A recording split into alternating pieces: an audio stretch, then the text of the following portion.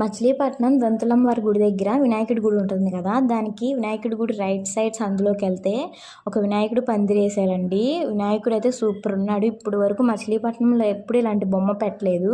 ఇదే first time అనమాట. హైదరాబాద్ నుంచి తెప్పించారంట. చూసారు ఎంత బాగుందో వినాయకుడి విగ్రహం. మొత్తం 1,50,000 అయిందంట అండి. ఇలాంటి బొమ్మలు అయితే ఎక్కువ హైదరాబాద్, మహారాష్ట్ర సైడ్ ఉంటాయి. వినాయకుడి విగ్రహం మొత్తం 13 అడుగులండి. మొత్తం పందిరి మొత్తం హైట్ వచ్చేసి 16 అడుగులు ఫీట్.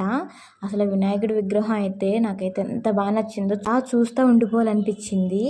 ఇది ఇంకా 2 days ఉంటుందండి. అంటే శనివారం 21వ తారీఖున హోమం చేసి లడ్డు వేలం పాట చేసి సండే తీసుకెళ్తారంట నిమజ్జనానికి. ఎవరన్నా చూడని వాళ్ళు ఉంటే వెళ్ళి దర్శించుకోండి. సర్కిల్ పేట కిందకు వస్తుంది. అది చెప్పే కదా దొంతులమ్మ వారి గుడి దగ్గర. ఈ 2 daysలోనే చూడని వాళ్ళు ఎవరన్నా ఉంటే త్వరగా వెళ్ళి వినాయకుడిని దర్శనం చేసుకోండి. ఈ వీడియో కనుక మీకు నచ్చితే లైక్, షేర్, సబ్స్క్రైబ్.